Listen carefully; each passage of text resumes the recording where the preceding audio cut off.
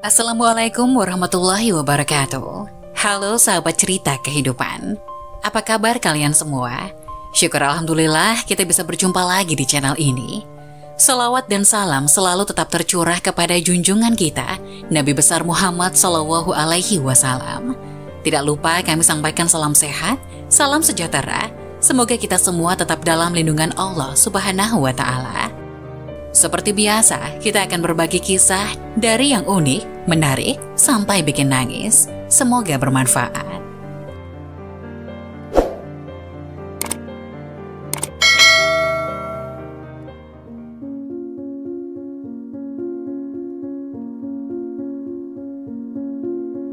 Inilah 5 tanda Allah sayang kepada hambanya.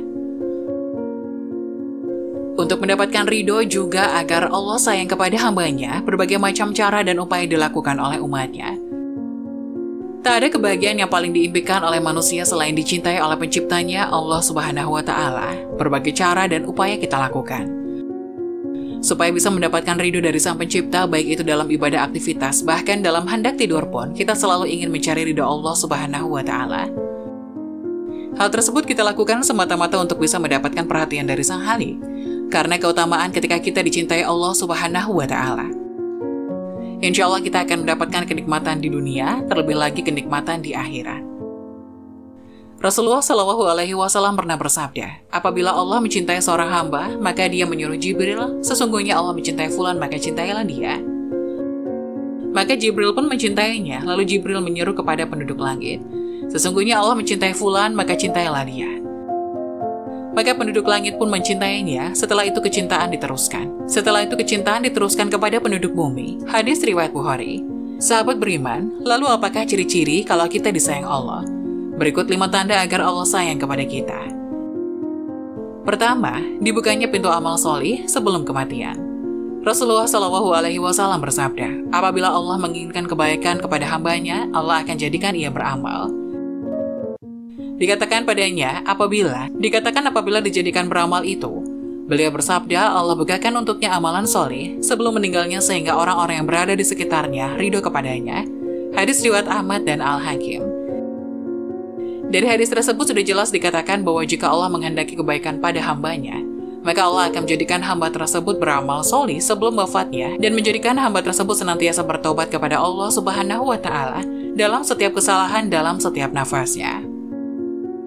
Sehingga ketika hamba yang dikehendaki Allah meninggal dunia, maka ia meninggal dalam keadaan husnul khatimah, juga diampuni segala dosa-dosa yang pernah dikerjakan semasa hidupnya di dunia. Sungguh sangatlah beruntung seorang hamba yang dicintai Allah. Yang kedua yaitu dipercepat sanksi di dunia. Rasulullah Shallallahu Alaihi Wasallam bersabda, apabila Allah menginginkan kebaikan kepada hambanya, Allah akan segerakan sanksinya untuknya di dunia. Dan apabila Allah menginginkan kebaikan, Allah akan membiarkan dosanya di dunia, sampai Allah membalasnya di hari kiamat. Meski salah satu tanda orang yang dicintai Allah adalah dipercepat sanksinya di dunia, akan tetapi kita tidak dianjurkan meminta kepada Allah agar dipercepat sanksi kita di dunia, karena belum tentu kita akan sanggup untuk menghadapinya. Dikisahkan dari Anas radhiyallahu anhu, Rasulullah Shallallahu Alaihi Wasallam pernah menjenguk seorang lelaki muslim yang sedang sakit sampai kurus dan lemah seperti seekor burung kecil. Kemudian Rasulullah Shallallahu Alaihi Wasallam bertanya kepadanya, pernahkah kamu berdoa untuk memohon sesuatu kepada Allah? Sahabat tersebut menjawab, iya, saya pernah berdoa. Ya Allah, ya Tuhanku, apa yang Engkau siksakan kepadaku di akhirat kelak, maka segerakanlah siksa tersebut di dunia. Mendengar pengakuan itu, Rasulullah pun berkata, Subhanallah, mengapa kamu berdoa seperti itu?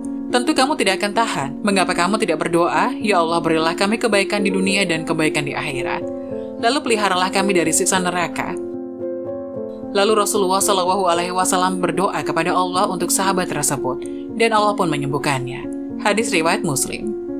Dari kisah tersebut, kita sudah ada sedikit gambaran bahwasannya siksa akhirat sangatlah berat untuk kita. Untuk itu, kita tidak dianjurkan untuk meminta sanksi permintaan tersebut semasa kita masih hidup. Akan tetapi kita sangat dianjurkan untuk terus dan selalu berdoa memohon ampunan kepada Allah agar diberikan kebaikan di dunia maupun kebaikan di akhirat. Dan semoga kita semua dijauhkan oleh Allah dari siksaan api neraka. Amin ya Rabbal Alamin. Kemudian yang ketiga, difakihkan dalam urusan agama. Rasulullah Shallallahu Alaihi Wasallam bersabda, Barang siapa yang Allah inginkan kebaikan kepadanya, akan difakihkan ia dalam agama. Hadis riwayat Bukhari dan Muslim. Yang dimaksud difakihkan adalah pemahaman yang Allah Subhanahu wa Ta'ala berikan kepada seorang hamba, sehingga ia mendapat pemahaman yang lurus terhadap Al-Quran dan hadis, di mana kepatihan ini bersumber dari kepentingan hati dan dari akidah yang sahih. Karena saat hati dipenuhi dengan hawa nafsu, maka orang tersebut tidak akan dapat memahami Al-Quran dan hadis dengan benar. Setelah itu diberikan ujian atau cobaan seperti dalam sabda Rasulullah SAW. Barang siapa yang Allah inginkan kebaikan, Allah akan memberinya musibah. Hadis riwayat Bukhari dan Ahmad. Sahabat beriman, musibah tidak selalu berkaitan dengan azab Allah yang ditimpakan kepada hambanya. Akan tetapi musibah sebetulnya adalah ujian bagi seorang hamba untuk memuji tingkat ketakwaan kita kepada Allah. Rasulullah bersabda, setiap cobaan yang dihadapi umatnya itu untuk menggugurkan dosa dan mengangkat derajat. Begitu juga dengan Quran Surat At-Taghabun, ayat 11, Allah Subhanahu wa Ta'ala berfirman, tidak ada suatu musibah pun yang menimpa seseorang kecuali dengan izin Allah, dan barang siapa yang beriman kepada Allah, niscaya dia akan memberikan petunjuk kepada hatinya, dan Allah Maha mengetahui segala sesuatunya.